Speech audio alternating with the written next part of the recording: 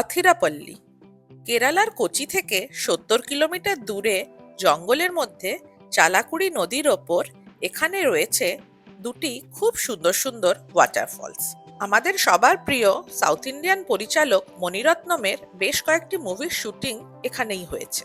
তবে এখানকার অথিরাপল্লী ওয়াটারফলসটি এখন বাহুবলী ওয়াটারফলস নামেই বেশি পরিচিত, কারণ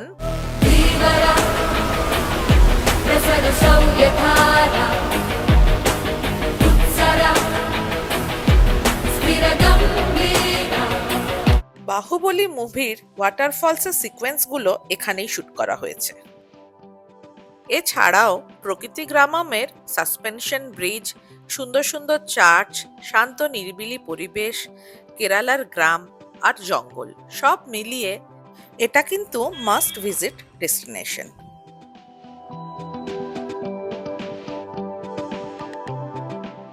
হ্যালো এভরিওয়ান, আমি অপরাজিতা আর আমার চ্যানেল অপরাজিতাস ট্রাভেল নেস্টে সবাইকে ওয়েলকাম। আমরা আথিরাপল্লী গেছিলাম বেঙ্গালুরু থেকে।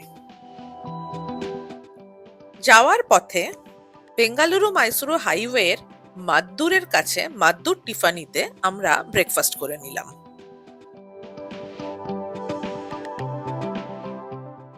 এই এরিয়াটায় বেশ একটা হাইওয়ে প্লাজার মতো তৈরি হচ্ছে।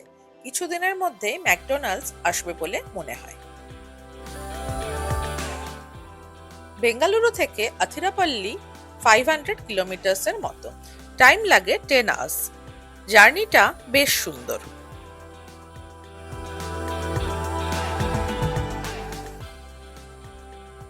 আথিরাপল্লী যাবার বেস্ট টাইম হলো মনসুন। তবে আমরা আথিরাপল্লীর সাথে কেরালার আরো বেশ কিছু জায়গা দেখব বলে ক্রিসমাস ভ্যাকেশনেই গেছিলাম।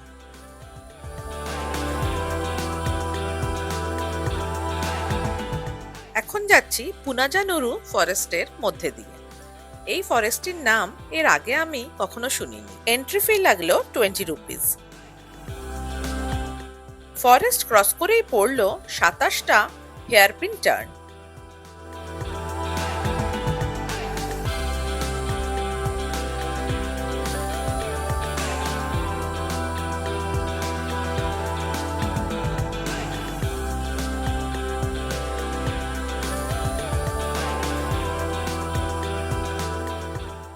লাঞ্চের জন্য এসেছি কোয়েম্বাটোরের ডমিনোজে।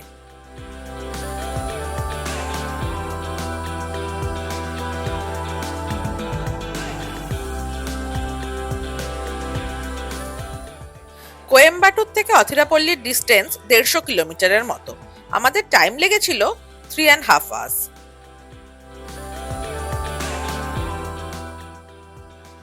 হঠাৎ করেই একটা টানেল দেখতে পেয়ে ভীষণ মজা লাগলো। এই টানেলটা পাশের টানেলের সাথে ইন্টারকানেক্টেড ছিল।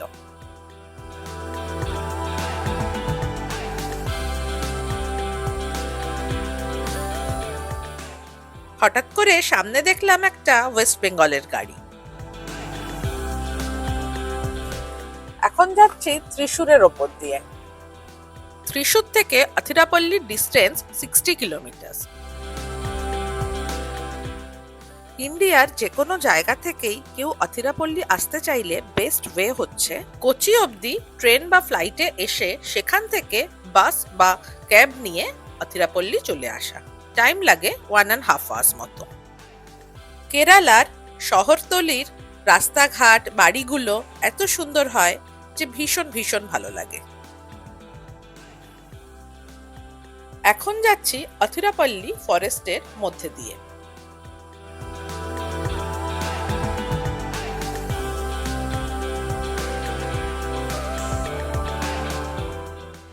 এসে গেছি আথিরাপল্লী ওয়াটারফলস এর কাছে। চারদিকে জঙ্গল।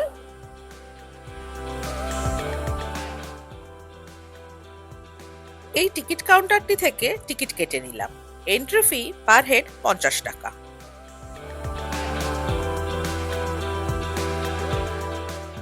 একটু এগিয়েই দেখতে পেলাম আথিরাপল্লী ওয়াটারফলস।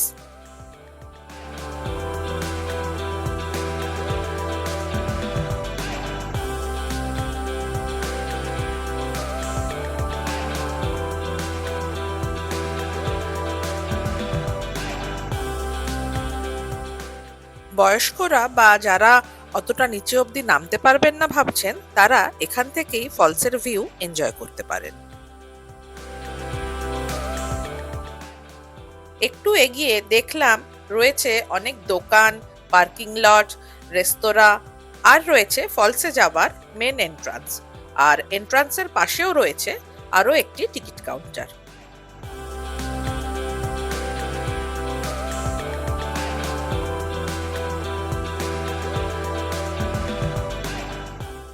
ভেতরে ঢুকে এগোতে থাকলাম।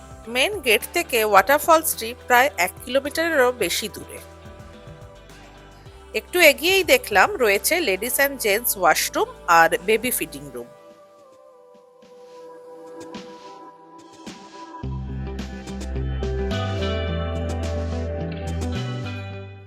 এটি হলো চালাকুড়ি রিভার।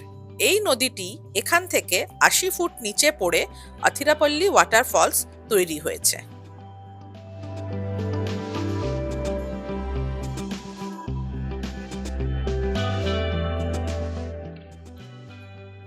ফলসটির বেটার ভিউ পাওয়ার জন্য যেতে হবে আরো বেশ কিছুটা নিচে।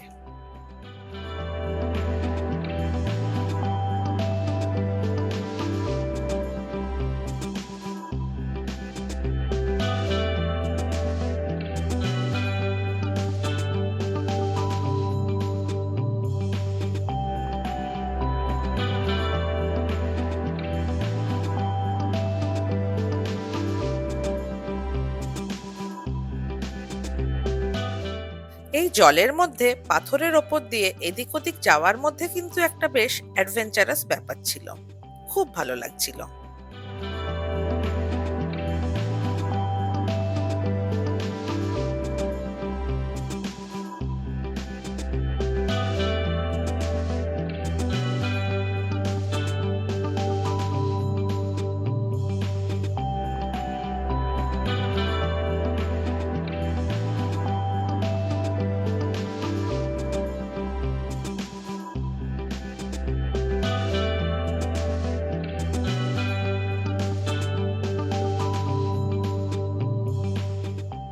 ওপরে ওঠার সময় সবাই কম বেশি টায়ার্ড হয়ে পড়ছিল।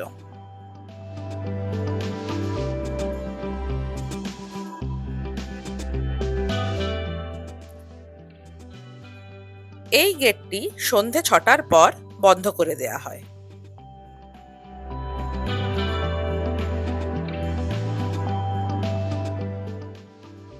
এন্ট্রান্স গেটের একদম কাছেই রয়েছে এই হোটেলটি।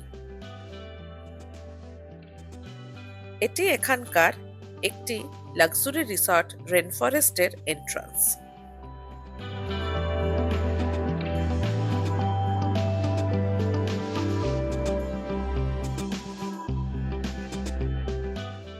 আমরা ছিলাম গ্রিন সাইডস রিসর্টের এই কর্নার রুমটায়। জাস্ট ওয়ান নাইট স্টের জন্য জায়গাটি ঠিকঠাকই ছিল। নিট অ্যান্ড ক্লিন রুম, আর আমাদের রুমটা যেহেতু কর্নার রুম ছিল, রুমটির দুদিকেই দুটো ব্যালকনি ছিল।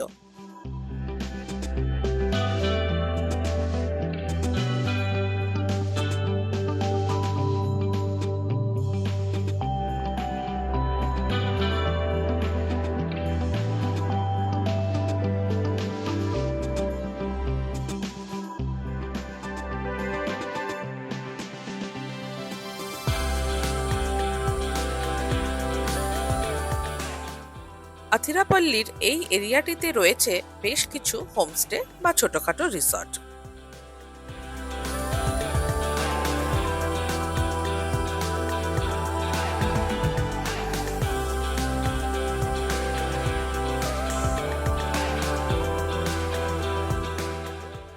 Good morning আথিরাপল্লী।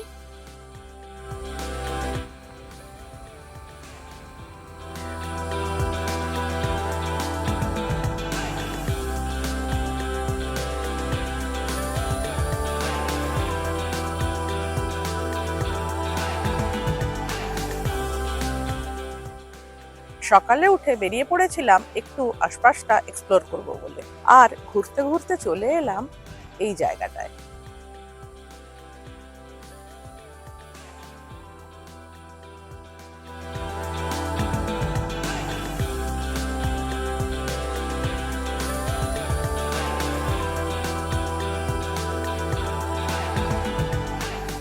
আমার পেছনেই রয়েছে স্টার্লিং এর প্রপার্টি। এটা স্টার্লিং আথিরাপল্লী, একদম চালাকুড়ি রিভারের পাশেই।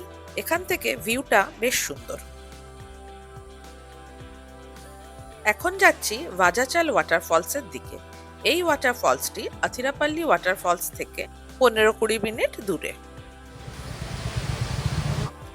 অন দ্য ওয়ে রাস্তার পাশে আরেকটি ছোট ওয়াটারফলস দেখতে পেলাম। এটি ছারপা ওয়াটারফলস।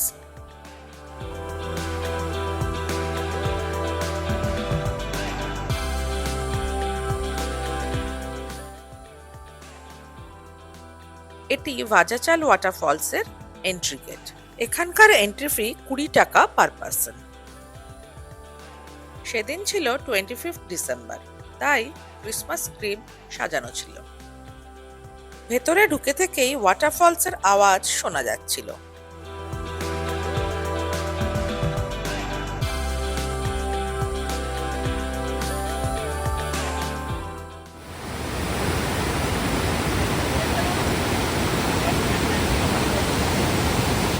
ভাজাচাল ওয়াটারফলসটিও চালাকুড়ি নদীর আরেকটি ওয়াটারফলস।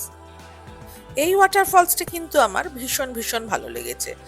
অ্যাকচুয়ালি এই ধরনের ওয়াটারফলস আমি আগে কোথাও দেখিনি। ইউজুয়ালি ওয়াটারফলস পুরো ওপর থেকে নিচে পড়ে, কিন্তু এই ওয়াটারফলসটা যেন একটু স্ল্যান্টিং পাথরের ওপর দিয়ে বয়ে যাচ্ছে। ভীষণ ভীষণ সুন্দর লাগছিল। তো কেউ যদি আপনারা অথিরাপল্লী আসেন তো ভাজাচাল ওয়াটারফলস অবশ্যই ভিজিট করবেন।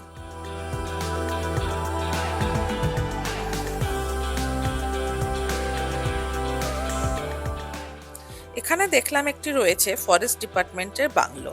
তো জঙ্গলের মধ্যে কেউ রাত কাটাতে চাইলে ভীষণ ভালো অপশন।